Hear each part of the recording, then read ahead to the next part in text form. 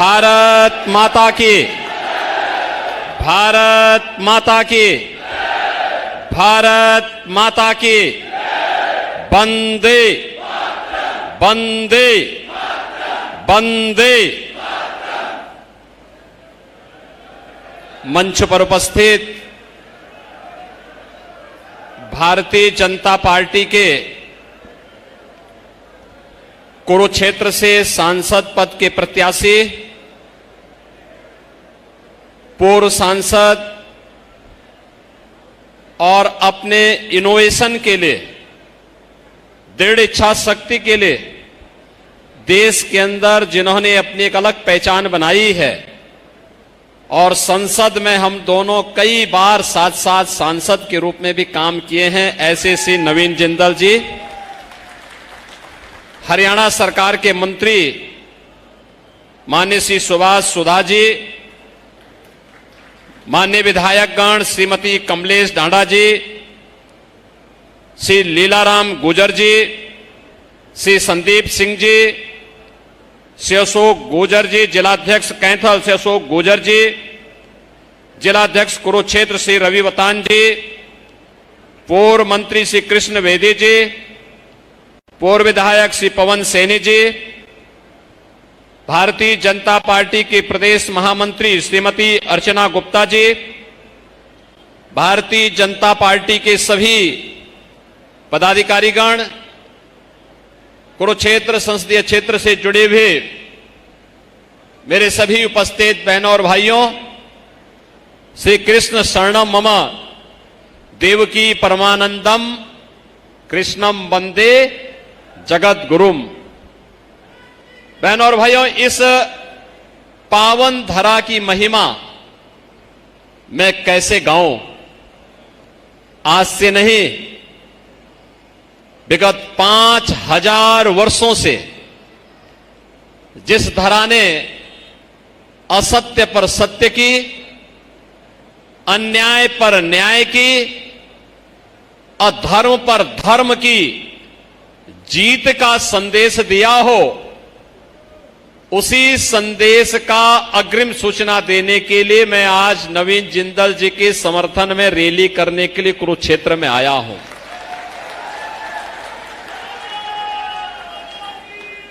बहनों और भाइयों, ये धर्म भूमि है और संभवतः दुनिया की एकमात्र भूमि है जहां पर युद्ध के लिए खड़े हुए कोई दो सेनाएं युद्ध भूमि को धर्म क्षेत्र के रूप में संबोधित करती हो।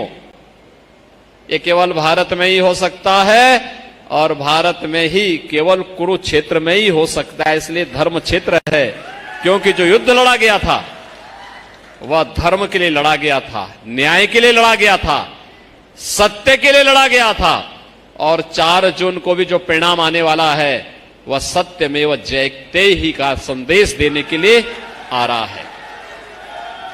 मेरे लिए महत्वपूर्ण है यहां पर आना, क्योंकि मैं अयोध्या में प्रभु राम की पावन धरा से यहां पर आया हूं और 500 वर्षों का इंतजार हमने वहां समाप्त किया है। तो यहां से लीलाधारी भगवान श्री कृष्ण का जो उपदेश उन्होंने आज से 5000 वर्ष पहले इस भूमि पर दिया था, इस धरा पर दिया था, उनकी इस पावन धरा का संदेश लेकर के मैं मथुरा जा पाऊं और बोलूंगा कि काशी और अयोध्या की बारी पूरी हुई, अब मथुरा की बारी है। दोनों का इंतजार पहले समाप्त हो चुका, अब तो मथुरा की तरफ हम इंतजार प्रयास कर रहे हैं, उधर प्रस्थान कर रहे हैं और उसकी शुरुआत कुरुक्षेत्र से होगी। बहनों और भाइयों, आपने देखा होगा, मैं सबसे पहले तो आपको इस बात के लिए अभिनंदन करूंगा कि आप सब धन्य हैं कि इस पावन धर्म क्षेत्र में जन्म लेने और सेवा का एक अवसर आपको प्राप्त हुआ है। ब्रह्म सरोवर में कौन ऐसा भारतीय होगा जो आकर के यहां पर स्नान करके और पूर्णिमा के अवसर पर यहां के पुण्य से वंचित होना चाहेगा? हर भारतीय की अभिलाषा होती है, अपने आप में एक धाम बन चुका है और इस धाम की महिमा को लेकर के आज मुझे यहां आने का अवसर प्राप्त हुआ और अपने पुराने सहयोगी, पुराने मित्र, संसद में हम लोग साथ साथ कुरुक्षेत्र के बारे में, भारत की सनातन परंपरा के बारे में, भारत की सुरक्षा के बारे में, भारत के स्वाभिमान के बारे में बात करते थे। और नवीन जिंदाल जी के लिए समर्थन करने के लिए मुझे यहां पे आपके बीच में आना पड़ा है। मैं इसके लिए आपका अभिनंदन करता हूं, स्वागत करता हूं। बहनों और भाइयों, 10 वर्ष में हमने एक बदलते हुए भारत को देखा है। बदलता हुआ भारत मोदी जी के नेतृत्व में, एक ऐसा भारत जिसका वैश्विक मंच पर सम्मान बढ़ा है। यह सम्मान केवल मोदी जी का नहीं है, 140 करोड़ भारतीयों का सम्मान है। सीमाएं सुरक्षित हुई हैं, अब कोई दुश्मन हमारी सीमाओं में घुसपैठ नहीं कर सकता, नहीं कर सकता। बहनों और भाइयों, आज देश के अंदर आतंकवाद और नक्सलवाद की समस्या का समाधान हुआ है। अब आतंकी विस्फोट कहीं भी नहीं हो सकते। पहले कौन ऐसा जिला था, कौन ऐसा प्रदेश था, कौन ऐसा क्षेत्र था जो सुरक्षित रहा हो?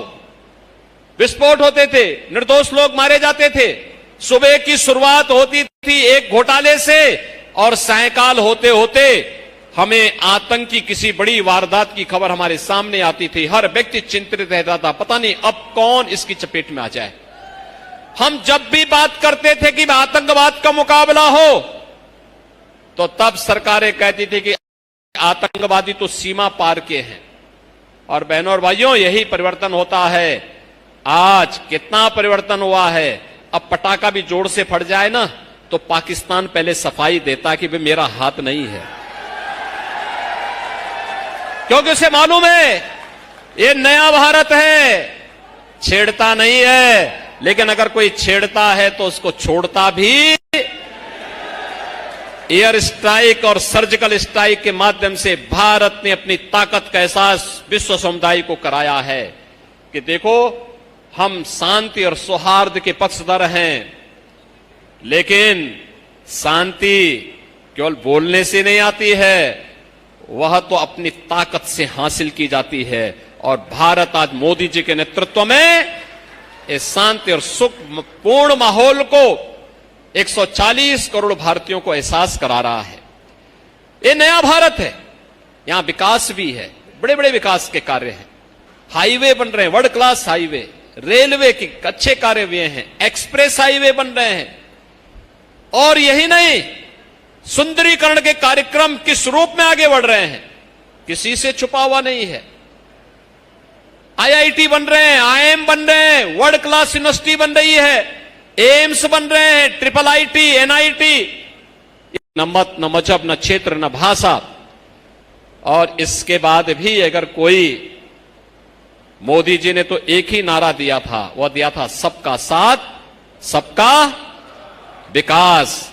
सबका साथ और सबके विकास के मंत्र के साथ उन्होंने भारत की सेवा की। और इसके बाद भी कोई आरोप लगाता है मोदी जी पे और भय दिखाने के लिए, पाकिस्तान का भय दिखाने का प्रयास करता है, पाकिस्तान का राग अलापता है, तो मैं तो उससे बड़ी विनम्रता से कहूंगा कि वे पाकिस्तान चले जाएं, भीख मांगे पाकिस्तान में जाकर। एक भारत है 80 करोड़ लोगों को फ्री में राशन दे रहा है, और एक पाकिस्तान है 23 से 24 करोड़ लोगों को भूखों मार रहा है। 2 जून की रोटी नहीं दे पा रहा अपनी जनता को, भीख का कटोरा लेकर के पूरी दुनिया के अंदर फिर रहा है। और रहेंगे हिंदुस्तान में और गाएंगे पाकिस्तान का, तो उनको पाकिस्तान भेज ही देना चाहिए। बहनों और भाइयों, इन सब के साथ अगर आज आपको कुछ देखना है तो आजाद भारत में पहली सरकार है जिस सरकार ने आपकी आस्था को सम्मान दिया है। आप मुझे बताओ, अयोध्या में रामलला का निर्माण, रामलला के भगवान राम के भव्य मंदिर का निर्माण, अगर केंद्र और राज्य में बीजेपी की सरकार नहीं होती, यूपी में, तो क्या यह संभव था? क्या हो पाता? क्या बहनों और भाइयों, आज आप अयोध्या जाएंगे, आपको लगेगा कि भगवान राम के समय की अयोध्या आ गई है। वही एकदम वही हमने बनाया, लग करके, रात रात भर जग करके।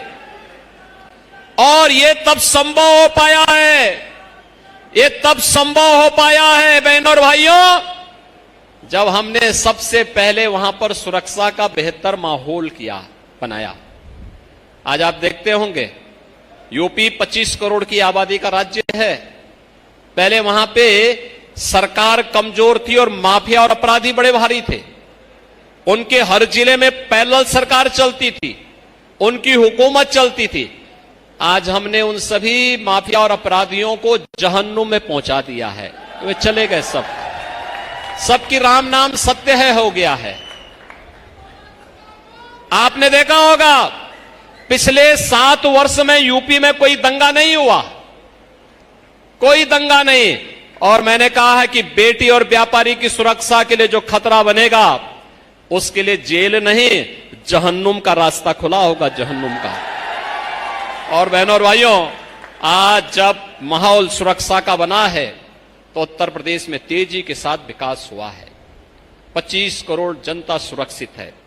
पर्व और त्योहार शांतिपूर्ण तरीके से मनाए जाते हैं। देखो आज यूपी में 14 सीटों पे चुनाव हो रहा है। मुझे मालूम है 14 की 14 हमारे पास आनी, तो मैं हरियाणा में प्रचार करने के लिए आया हूं, क्योंकि जनता जब साथ में खड़ी है, जनता का आशीर्वाद साथ में है, तो काहे की चिंता करनी है। प्रभु की कृपा है ही, मोदी जी का नाम है, और बाकी जमीन पे हम लोग काम कर रहे हैं।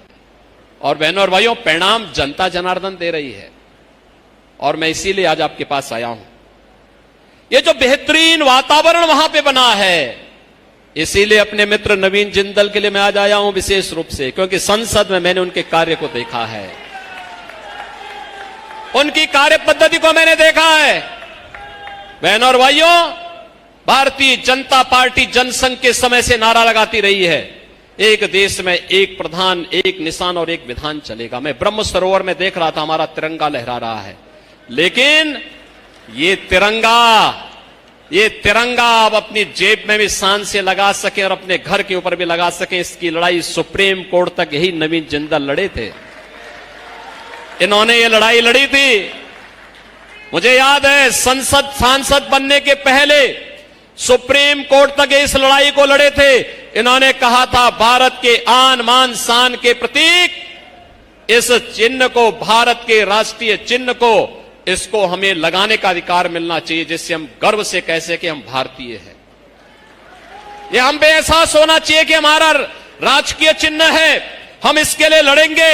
और इसके लिए इन्होंने उस समय जो लड़ाई लड़ी थी वो अभिनंदनीय थी। और उस लड़ाई का परिणाम क्या रहा कि आपने देखा होगा कि जब भारत अपनी आजादी का अमृत महोत्सव मना रहा था, बहनों और भाइयों, हम लोगों ने देश की आजादी का उत्सव तो नहीं देखा, लेकिन जब 75 वर्ष की यात्रा हमारी स्वतंत्रता के हो रहे थे, तब मोदी जी ने वही तिरंगा हर घर में पहनाने का काम किया था। लेकिन लड़ाई की शुरुआत श्री नवीन जिंदल जी ने 2004 में कर दी थी और विजय श्री प्राप्त करके पूरे भारतीयों से कहा था कि अपना तिरंगा अपने जेब में लगाओ और अपने घर के ऊपर लहराओ, कोई आपको रोक नहीं सकता है। बहनों और भाइयों, ये सभी कार्य जहां पर इन लड़ाइयों को लड़ने की बात होती है, वही अन्नदाता किसानों के लिए खाद्य सुरक्षा की गारंटी हो, एमएसपी किसान को मिले, इन सभी मुद्दों को लेकर के अपना प्राइवेट मेंबर बिल भी संसद में प्रस्तुत करने वाले पहले सांसद थे। और यही नहीं बहनों और भाइयों, आधुनिक खेती के तरीके कैसे होने चाहिए, स्किल डेवलपमेंट के सेंटर कैसे होने चाहिए, एक उद्यमी को, एक उद्योगपति को अपनी चैरिटी का पैसा कैसे गरीबों के कल्याण के लिए खर्च करना चाहिए, उनके उत्थान के लिए कैसे खर्च करना चाहिए, बेटी के स्किल डेवलपमेंट में कैसे खर्च करना चाहिए। लाखों लोगों को जीवन दान उन्होंने दिया है, लाखों लोगों की आंखों की रोशनी रोशनी उन्होंने दी है। यह कार्य वे तब किए हैं जब यहां पे या तो सांसद थे या सांसद नहीं थे, तब भी लगातार रहे हो न रहे हो कोई फर्क नहीं, कुरुक्षेत्र अपना है और अपना घर मान करके, अपने लोगों को मान करके उन्होंने भी, जैसे मोदी जी ने पूरे 140 करोड़ लोगों की सेवा की, वैसे ही पूरे कुरुक्षेत्र की सेवा के लिए निरंतर यह परिवार आज से नहीं कई पीढ़ियों से लगा हुआ है। और मुझे याद है जब अयोध्या में राम लला के भव्य मंदिर के उद्घाटन का कार्यक्रम चल रहा था, उस दौरान हम लोगों ने सभी दलों को आमंत्रण दिया, सबको मिला था कि भाई आप भी आइए, आप भी आइए, आप भी आइए। तमाम दलों ने बहिष्कार किया, लेकिन मैं नवीन जी को धन्यवाद दूंगा कि उन्होंने कहा नहीं मैं जाऊंगा, रामलला का मंदिर है, मैं जाऊंगा, क्योंकि मैं किसी पार्टी में बाद में हूं, पहले मैं सनातनी हिंदू हूं और अपने सनातन धर्म के लिए जो भी करना पड़े मैं करूंगा।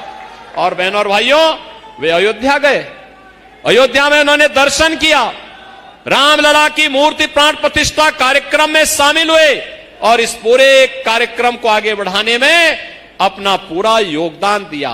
काशी को सजाने के लिए, बाबा विश्वनाथ के धाम को सजाने के लिए भी यह परिवार वहां के सुंदरीकरण में योगदान दे रहा है, वहां के घाटों के सुंदरीकरण के नाम पर।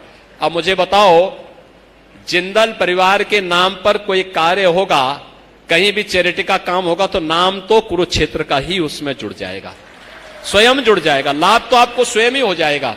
इसलिए बहनों और भाइयों, आज मैं आपके पास विशेष रूप से आया हूं। एक तरफ भारतीय जनता पार्टी है जो देश को सम्मान भी दे रही है, सुरक्षा भी दे रही है, विकास के बड़े बड़े कार्य भी कर रही है, गरीबों के कल्याण के लिए भी कार्य कर रही है, सरकार भी कार्य कर रही है, और सरकार के सांसद और सरकार के जुड़े हुए जो जनप्रतिनिधि हैं वे भी जनता जनार्दन की सेवा के लिए अपने आप को समर्पित भाव के साथ कार्य कर रहे हैं। और दूसरी तरफ ये आम आदमी पार्टी है, आप देख रहे होंगे सुबह की शुरुआत उनकी एक झूठ से होती है और अंत भी किसी एक नए झूठ से होती है ना। मुझे एक बात बताओ, आम आदमी पार्टी का गठन किसके लिए हुआ था? इसका गठन हुआ था अन्ना जी के अभियान से। अभियान था भ्रष्टाचार के खिलाफ और वह आंदोलन था कांग्रेस के खिलाफ, था ना। आज उसी कांग्रेस को अपने गले का हाथ एक साथ मिलकर के अब देश को लूटने के लिए चले हैं। देखो दिल्ली को तो तबाह कर दिया जी, देख रहे हो ना दिल्ली में कितनी गंदगी रहती है, कितनी दुर्व्यवस्था है, कितनी अव्यवस्था है, किस प्रकार की अराजकता की स्थिति है। क्या बना दिया इन्होंने देश की राजधानी को। बहनों और भाइयों, इस प्रकार की सस्ती राजनीति होगी, मूल्यों और आदर्शों से इतर हट करके लोग देश की कीमत पर राजनीति करना चाहते हैं और कहां ले जाना चाहते हैं इस देश को। इनकी सनातन धर्म में निष्ठा नहीं, ये देश के संसाधनों को लुटवा करके किस तरीके की अराजकता पैदा करना चाहते हैं। पंजाब का क्या हाल कर दिया है, आज वहां सारे माफिया, सभी अपराधी, बड़े बड़े गैंगस्टर फिर से खड़े होकर गैंगवार शुरू हो गया है। मैं अभी चंडीगढ़ से आ रहा हूं, लोग क्या चिल्ला रहे हैं, कह रहे सब हालत खराब है। हमने कहा चिंता मत करो, एक बार भाजपा को मौका दे दो और मुझे एक बार बोल दो ना, मैं इनको सबको ठीक करके एक जगह टांग करके सबको मिर्च का झोंका लगा के ठीक करवा देता हूं। आपने देखा होगा यूपी के भी माफिया को, यूपी के भी बड़े बड़े माफिया को ये लोग ला करके पंजाब में ठहराए थे।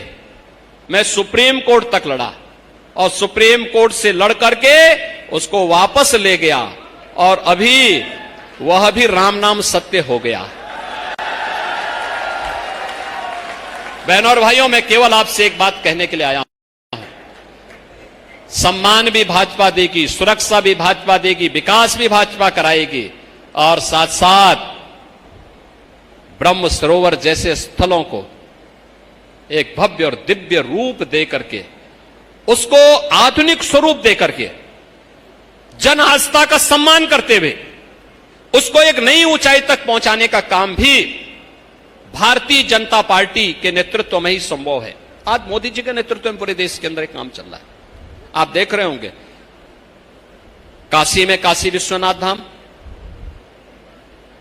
आप महाकाल में जाएंगे, महाकाल का महालोक, आप केदारनाथ में जाएंगे, केदारपुरी और बद्रीनाथ धाम का पुनर्निर्माण का कार्य, आप हरिद्वार में जाएंगे, हरिद्वार के लिए, उत्तर प्रदेश में अयोध्या धाम के बारे में मैं पहले ही आपसे कह चुका था। ऐसे ही कुरुक्षेत्र में ब्रह्म सरोवर जो 5000 वर्षों की विरासत को लेकर के हमारे साथ खड़ा है, इस विरासत को संरक्षित करके इसको दिव्य और भव्य रूप देने के लिए यहां पर उस प्रकार के विजन का सांसद होना आवश्यक है। और इसके लिए हम लोग आए हैं आपसे अपील करने के लिए। हम लोग इसमें पूरा सपोर्ट करेंगे। ये तो भारत की सबसे दिव्य ज्ञान की भूमि है। गीता का उपदेश भगवान श्री कृष्ण ने इसी धरती पे तो दिया था, यहीं से तो दिया था। और इसी धरती पर हम लोगों को इसको फिर वही स्वरूप देना है। यहां गूंजे गीता का उपदेश, गूंजे कर्म का उपदेश, गूंजे कर्मण्येवाधिकारस्ते मा फलेषु कदाचन का संदेश फिर जन जन तक पहुंचे। हम फिर से भारत को आत्मनिर्भर और विकसित भारत के सामने आगे बढ़ा सकें, इसके लिए चुनाव हमारे लिए है। लेकिन बहनों और भाइयों, इंडी गठबंधन के लिए चुनाव सत्ता प्राप्त का एक माध्यम है। और सत्ता प्राप्त किसके लिए? इनकी सत्ता प्राप्ति किसके लिए है? मुझे बोलने में कोई संकोच नहीं बहनों और भाइयों। ये इंडी गठबंधन से जुड़े हुए जितने भी घटक हैं, इन सब के कारनामों को आप जानते हैं। कोई भी हो, चाहे वह यहां पर आम आदमी पार्टी हो, पंजाब में तो ये आपस में ही लड़ रहे हैं, या फिर यूपी में समाजवादी पार्टी हो, बिहार में आरजेडी हो, या इनके महाराष्ट्र के पार्टनर हो, या इनके साउथ के पार्टनर है, इन सब के कारनामों को अगर आप देखेंगे, किसी की निष्ठा भारत के प्रति नहीं है। कोई भारत के बारे में नहीं सोचता है, 140 करोड़ भारतीयों के बारे में नहीं सोचता है। ये केवल आपस में लड़ाओ, फूट डालो, राज करो की नीति पे विश्वास करते हैं। इनके द्वारा अपने मैनिफेस्टो में जो बातें इन्होंने लिखी हैं, अगर आप उनको पढ़ेंगे, एक बात जो इन्होंने लिखी है, और श्री राहुल गांधी भी कहते हैं कि अगर कांग्रेस सरकार में आई, एक झटके में हम गरीबी हटा देंगे। तो एक पत्रकार ने पूछा कैसे हटाएंगे झटके में? तो कहा हटा देंगे। यानी दादी जो नारा देती थी, पोता भी 54 वर्ष के बाद वही नारा दे रहा। 1970 में श्रीमती इंदिरा गांधी जी ने कहा था, गरीबी हटाओ का नारा दिया था, पोता भी कहता है। फिर उससे पूछा गया नहीं बताओ, तो उन्होंने कहा कि हम संपत्ति का सर्वे करवाएंगे और फिर उस पे एक वरासत टैक्स लगा देंगे। वरासत टैक्स आपने सैम पित्रोदा का बयान पढ़ा ही होगा कि आपके बाप दादों की, आपके ग्रैंडफादर की, आपकी फादर की जो लैंड होगी, जो प्रॉपर्टी है, चल अचल संपत्ति होगी, उसमें से आधा एक कब्जा करके और फिर उस प्रॉपर्टी को किसको दे देंगे? बांग्लादेश, पाकिस्तान और म्यांमार से आए हुए रोहिंग्या और उन मुसलमानों को ये आवंटित कर देंगे जिनका भारत से कोई लेना देना नहीं। देखो, एक तरफ ये लोग सीएए का विरोध करते हैं, सिटीजनशिप अमेंडमेंट एक्ट का विरोध करते हैं, जिसमें पाकिस्तान, अफगानिस्तान और बांग्लादेश में जो हिंदू, जो सिख, जो बौद्ध, जो जैनी, जो पारसी प्रताड़ित है, पीड़ित है, भारत में शरण लिया हुआ है, उसको नागरिकता दी जा रही है। तो कांग्रेस के लोग विरोध कर रहे हैं, आम आदमी पार्टी विरोध कर रही है, कह रही है कि हम सत्ता में आएंगे उसको समाप्त कर देंगे। और दूसरी तरफ आपकी प्रॉपर्टी पर इनकी नजर अब जा चुकी है। यानी इनके अंदर एक आत्मा घुस गई है। आपने मुगल काल के सबसे क्रूर बादशाह औरंगजेब का नाम सुना होगा। औरंगजेब का नाम सुना है? कोई मुसलमान भी अपने पुत्र का नाम औरंगजेब नहीं रखता, क्योंकि औरंगजेब ने सबसे पहले अपने भाई की हत्या की और फिर अपने बाप को जेल के अंदर डाल करके पानी के लिए तरसाया था। एक बूंद पानी के लिए नहीं, एक उसको मटकी में पानी मिलता था, छोटी सी मटकी पे पानी मिलता था सांझा को, और उसको 24 घंटे उसी मटकी के पानी से काम चलाना होता था। और तब शाहजहां ने कहा आप जाइए खुदा बख्त लाइब्रेरी पटना में, वहां पढ़िए शाहजहां की जीवनी के बारे में। शाहजहां ने अंतिम समय में क्या कहा था औरंगजेब को कोसा था, कहा था कि तुझसे कमबख्त, तुझसे तो अच्छा ये हिंदू है कि जीते जी अपने पूर्वजों को सम्मान देता है और मरने के बाद श्राद्ध क्रम करके तर्पण देने का काम भी करता है। और बहनों और भाइयों, इसलिए कोई मुसलमान भी अपने पुत्र का नाम औरंगजेब नहीं रखता। लेकिन मैं कह सकता हूं ये वरासत टैक्स कांग्रेस का, ये औरंगजेब का जजिया कर है, जजिया कर। और जजिया कर लगाता था वह, बोलता था या तो जजिया कर दो और नहीं तो मुसलमान बनो। बहनों और भाइयों, हमें औरंगजेब की आत्मा को स्वतंत्र भारत में जीवित नहीं होने देना है। जीवित होने देंगे क्या? क्या औरंगजेब को जीवित होने देंगे क्या? तो फिर कांग्रेस और आम आदमी पार्टी के गठबंधन को परास्त करिए। सहमत है? सहमत है? सहमत है? और इसके लिए मैं आपके पास कुरुक्षेत्र में आया हूं। ये तो धर्म भूमि है, धर्म भूमि में अनर्थ नहीं होना चाहिए। सहमत है ना? चुनाव के दिन आप लोग सभी लोग सहमत हैं कि नवीन जिंदल जी यहां चुनाव जीत करके जाएं? सभी लोग सहमत हैं। लेकिन बहनों और भाइयों, इसके लिए आपको दो काम करने होंगे। करेंगे? एक, चुनाव के लिए प्रतिदिन अभी जो भी समय है 5 दिन का समय होगा, उस पूरे दिन का उपयोग करके प्रतिदिन 5 परिवार के साथ संपर्क करना।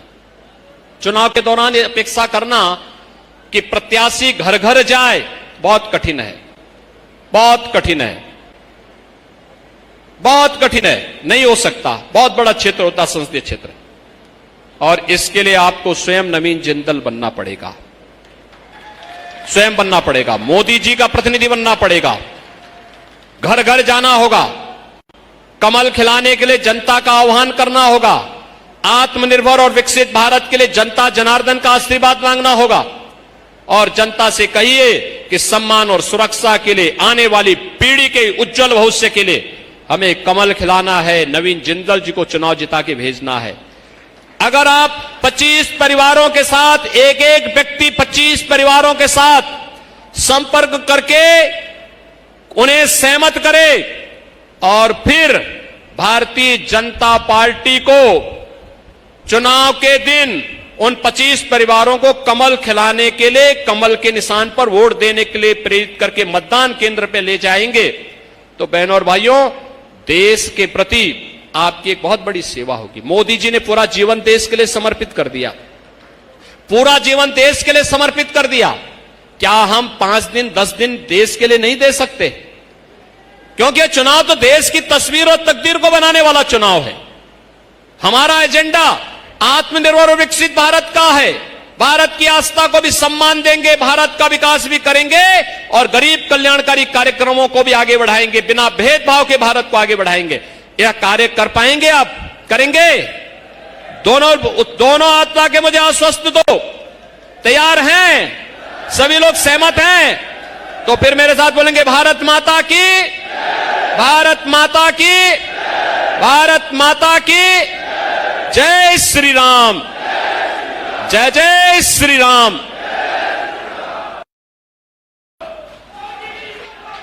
योगी जी को, योगी जी को, योगी जी को, योगी जी को, योगी जी को।